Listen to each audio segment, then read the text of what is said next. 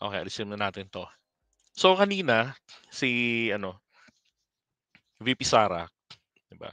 Shinare ko nga sa inyo nagkaroon ng ah, press conference sa NBI. Ito sa press briefing, supposedly meron sana siyang hearing doon. Ang problema lang, Diyos ko, absent si Sara. Ang dahilan po ay ngayon lang niya nalaman, no, late niya nang nalaman, o kanina lang nalaman na canceled yung sa Kongreso. Alam niyo ho, ang Kongreso po, kagabi pa ako kagabi pa ako ah, na-informed na it was canceled kasi magko-cover sana ako doon. Gusto ko sanang makita nga si Attorney Zulaika kung pupunta at saka etong si pangalan nito, dalawa yan, na ospital, 'di ba? Na ospital sila, sa stress yung pinagagawa nila. Wala, kanselado. So nagtataka naman ako, no, na parang bakit parang, sobrang late ang dating kay Sara ng info ng cancellation ng hearing. Samantalang nakapag-prepare pa yung mga abogado niya. In fact, maagang-maaga dapat sila ron sa NBI. Eto pa nakakapagtaka, yung kanyang mga gwardiya, yung mga alagad niya, nauna pa sa kanya na pumunta ron, 'di ba? Tapos, dumating ang abogado, nagsabing hindi makakarating kasi ngayon lang niya nalaman na canceled yung sa House. Eh, After all, mga kababayan, para sa akin, kahit po canceled yung sa House, 'di ba? Pupunta ka do'n, 'di ba? Haharapin mo sila at, magsasabi ka ng, dahilan bakit, kasi investigation 'yun, eh. So sabi nga, tatanungin siya, aalamin bakit absent siya o bakit hindi siya nagpakita, 'di ba? I mean, tatanungin siya bakit niya sinabi 'yun, na yung pagbabanta niya sa buhay ng pangulo, ni F. Elisa at saka nito ni Martin Romualdez, 'di ba? Sinabi niya nga kasi na kapagka na meron na akong, sabi niya kay Maui, "Wag kang mag-alala ma'am sa kaligtasan ko kasi may kinausap na akong tao." Sabi ko, "Kapagka ako sinukti, itumba mo, 'wag mong tigilan." Sabi niya, "Ubusin mo sila, BBM, si Lisa Marcos, at saka si Martin Romualdez." Sabi niya. Ngayon, sabi naman po ng iba do'n, yung mga palusot, tawag dito, yung mga palusot, wala naman daw ano 'yun, kumbaga, bulaklak lang naman daw ng dila 'yun, 'di ba? Okey na sana 'yun, eh. Ako, I would admit, bulaklak ng dila 'yun kasi kultura na nila sa bahay 'yan, na nagsasalita ng ganiyan, na nagmumura. Meron nga akong nabasa na nagbumura, nagbabanta, 'di ba? Meron nga akong nabasa na sabi statement nga raw ng anak ni Sarah. Basahin ko na lang sa inyo, 'no. Sabing ito, tingnan niyo, and I hope hindi po ito totoo na ito ay galing po sa kanyang anak mismo. Teka, i-share ko na lang sa inyo. Posted naman ito sa SOCMED, eh. Eto, ayan, may CTTO. Again, sana hindi po ito totoo. Kasi nakakalungkot lang na merong ganitong klase na nasa posisyon pero merong kulturang hindi maganda, 'di ba? Parang kriminal. Tignan mo, sabi ng anak raw, "Ma, tuwing umaalis ka sa bahay, di namin alam kung makakabalik ka pa ng buhay. Ayaw ko itong sabihin at ayaw kong pinag-uusapan ang kamatayan mo. Pero di naman sa hinihiling kong mangyari sa'yo. Patawarin ako ng Diyos, igaganti kita at handa akong dungisan ng dugo ang aking malinis na kamay." 'Di ba? So, ako hindi ako makapaniwala na ito, galing sa kanyang anak. Again, inuulit ko, sana hindi totoo na yon ay, ah, SMS ng kanyang anak, 'di ba?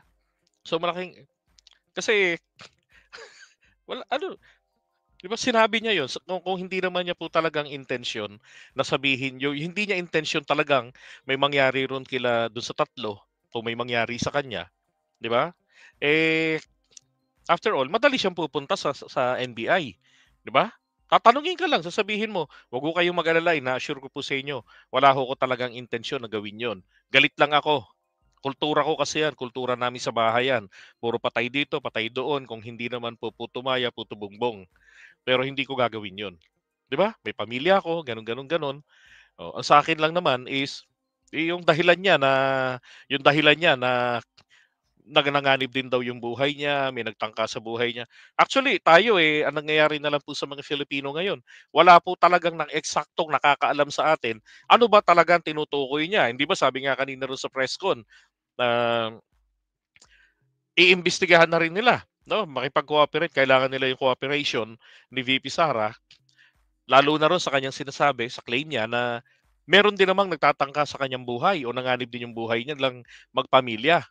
Tapos nagreklamo siya, nag-file siya ng complaint sa media, tapos dinismiss ng Malacanang. Abogada 'yan, sa media nag-file ng complaint. 'Di ba? Hindi niya mapatunayan, sabi nga ng taga-NBI, eh. Ang problema kasi hindi rin naman niya sinasabi sa atin sino yung nagtangka sa buhay niya. Oh, 'di ba? Ang sinasabi lang nila ay ang maingay diyan na nagdadaldal ay si Mr. Sasot. Ang sinasabi nila, nito lalo ni Sara, tsaka ng mga minions nila, galing daw po doon sa bodyguards na inassign ng gobyerno nitong Presidential Security Group ng PSC, 'di ba? Ngayon, ang totoo po palang nangyari, ito. Ang totoo po palang nangyari, ayon doon sa nakaraang press conference ng Department of Justice, yung content natin na kilala na, may pangalan na kung sino yung kinausap ni Sara at pumayag sa pagtumba doon sa tatlo. Yun po yung malinaw pala, na siya ay mayroong gwardiya niya, eh. Sabi nga, ahente. Oh, 'di ba? So, ibig sabihin, tauhan na o yung isa sa mga bantay ni Sara ang kinausap niya, 'di ba? So, kumbaga, yung picture that she painted against the Marcoses and Martin Romualdez, ang totoo, siya pala yung gumawa ng gano'n. Kaya lang masyado nga pang madaldal, 'di ba? Ay nako. Sabi, JDB, 'pag bumaliktad ang ikot ng gulong, pagsisisihan ni PBBM nang hindi niya pinatupad ang rule of law. Okay, at that part, gusto ko rin niyang i-address mamaya. Okay, yung ano, marami ho kasing nagtatanong na sa akin, ba't hindi pinatuloy ni PBBM or what, ganyan. Pag-usapan natin yan. Okay, mamaya-maya. Now, yung dito sa NBI, ako, to be honest with you, kabado ho si VP Sara sa pagharap niya sa NBI. Baka ang mangyari ho kasi, ma-overwhelm na naman siya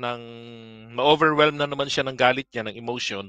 Alam niyo naman, kapag mataas ang emotion, bumababa ang IQ. Di ba? Yung IQ level. Di ko naman sinasabing bobo. Pero ramdam niyo naman. Di ba?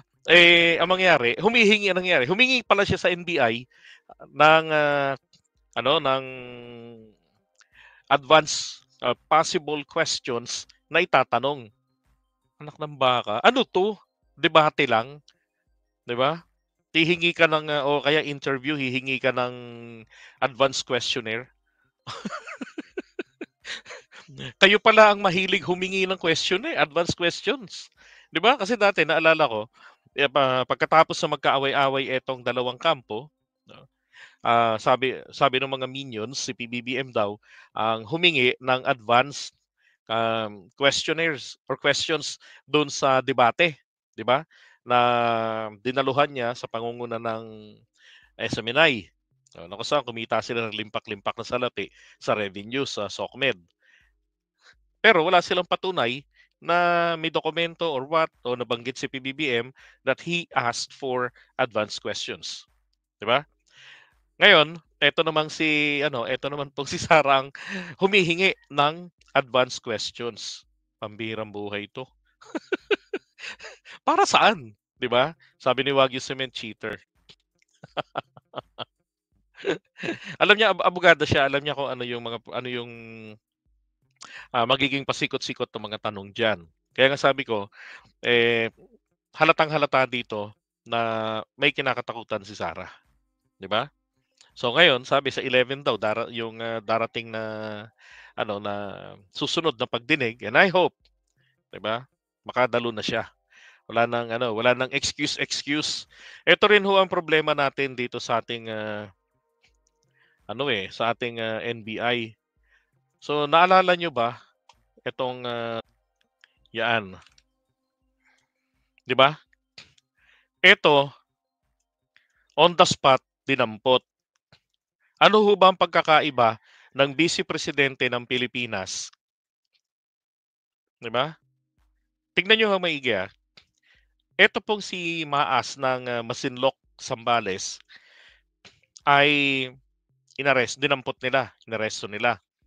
Dahil doon sa pagbibiro na sinabi niya na meron siyang 50 million na pabuya sa makakapatay kay dating Pangulong Duterte. At that time, presidente pa noon. Ordinaryong teacher.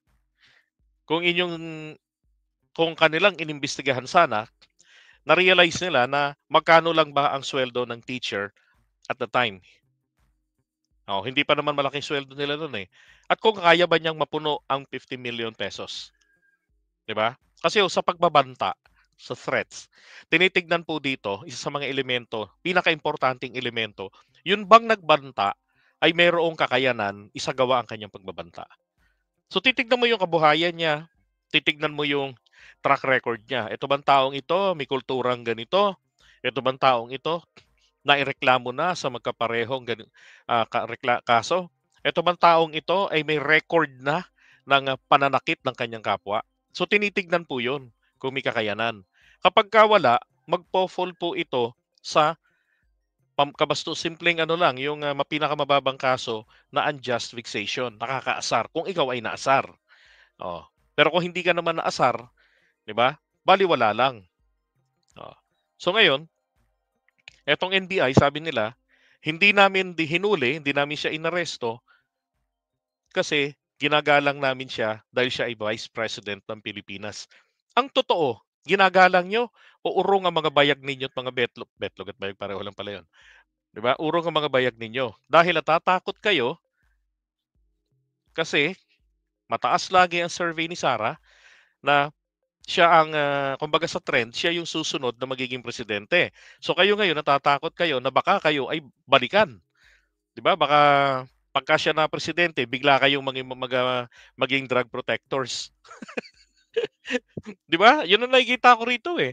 Sipin mo na lang, sobrang meron na hong sapat na dahilan para ipatawag siya kaagad o para siya po ay kung hindi man nila dadamputin, 'di ba? Dapat maaga pinadalhan na agad nila ng patawag ito ng iniimbitahan ka namin dito sa tanggapan ng NBI or else kami ang pupunta diyan sa iyong tanggapan dahil dito sa binitawan mong pagbabanta. 'Di ba? Kasi merong intent naman talaga. Naniniwala ako merong intent to kill dahil merong nauna na siyang press briefing na kung saan minestra pa niya na gusto niyang putulan ng ulo si PBBM, na gusto niyang yung parang nakahawak pa ng shotgun, ganun. 'Di ba? So nai-imagine niya 'yon, nasa dibdib niya talaga 'yon at sa isip niya na gano'n ang gusto niyang mangyari. At kung magkaroon siya ng pagkakataon, malamang sa malamang po talaga itotohanin niya 'yon sa presidente, 'di ba? Dahil po sa frustrations niya. Oo, na hindi siya nakagamit na ng helicopter. Akala ko pa naman presidential plane. Wala tayong presidential plane eh. Maarki na lang tayo. Yun pala yung helicopter pala yun. Tsaka nakakatakot naman ho kasi eto lang ah, kung ang ating presidential plane po ay pwedeng hiram-hiramin ng kung sino, 'di ba? Napakadelikado po. Dapat kapagka presidential plane po 'yan or presidential helicopter, exclusive lang 'yan sa presidente. Hindi po pwedeng gamitin ng vice president, 'di ba? Na hindi kasama ang presidente. Bakit? Kasi malay nyo, may tanim silang kung ano-anong kaboom. Oh, 'di ba? So, paano pagka meron na inilagay doon? And then the last person he used was the vice president. Tapos susunod na gagamit ng presidente, tapos kaboom, laglag, bagsak ang helicopter, dedo ang presidente. So, 'di ba? So pwede ho yung mga ganyang senaryo na dapat talagang hindi kaya dapat lang talaga o karapat-dapat lang yung desisyon na hindi po sa kanya ito ipagamit. Kung ito'y nagagamit ni F. Elisa, pwede po 'yun kasi bahagi siya ng first family, 'di ba? Extended po yung privilege doon. O tignan niyo yung mga anak, hindi nga ginagamit 'yun, eh, 'di ba? Ang vice pre ang, ang asawa ng pangulo pupuwede po.